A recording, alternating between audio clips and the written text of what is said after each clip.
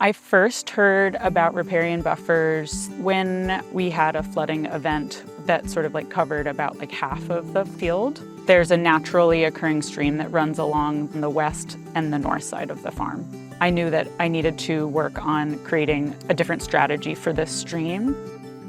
When I was planning for the buffer, I worked with Dutchess County Soil and Water. I help implement buffers. I'll go out and do a site visit, see the area, see what might need to happen, and then suggest to the landowner or farmer what would be a good plant system to implement. Amy Titcomb was able to design it for me based on overhead images of the erosion and the soil map. We planted a buffer on the farm basically because we're the beginning of the aquifer of our water source in the valley, and I figured that we'd be a good start to clean up the soil of our farm. Planting the buffer was working with Lauren, pretty much figuring out what we were going to plant for vegetation along the stream bed. When trying to implement Ken's buffer, we needed to section out that area, so we fenced that out. It used to be one big pasture. And he really didn't want to do it because he didn't want to lose his pasture. I told him how healthy everything would be, and now he realizes how much drier the pasture is, and it's healthier for the animals.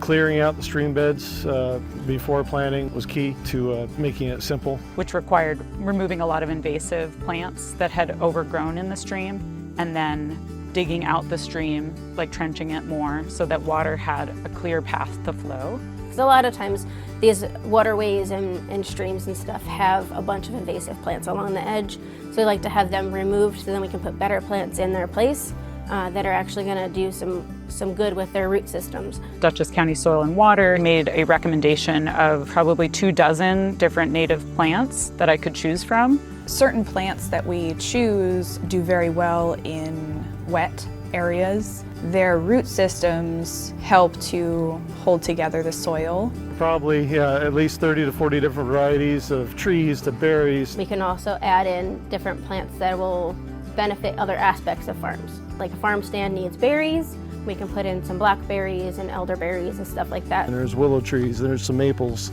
cranberry bushes, there's blackberry and raspberry bushes. Sometimes we'll have tubes around the trees to help them to not be browsed on by deer or other animals. I wanted to plant native species here to attract native birds, to attract native insects, or having natural predators on the farm to eat insects that are coming in is actually very helpful for the sustainability of this farm. Some people say, what has a beautiful flower, so then they can use the flowers for the pollinators, or they can even use the flowers to harvest and have it as part of a marketable product as well. Probably the best part of it is the aesthetic value of it. It looks really pretty looking down through the stream when it's all in bloom in the spring. It makes the farm look more appealing.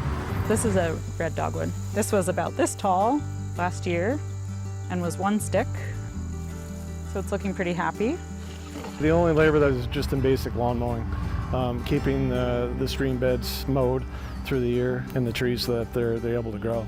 And I think after they take off, we might have to not quite do as much mowing, but in the beginning part, we're going to have to. Dutchess County Soil and Water sent 3 people to help install this, and then it was myself and 2 other volunteers, and we did it within a day. The water and soil conservation, they covered all the costs of it. If we were to go out and have to financially do what we did, we probably wouldn't be able to afford it. The riparian buffer is a really huge way to have a net benefit for this parcel of land. The ecological benefit of having this is huge and important.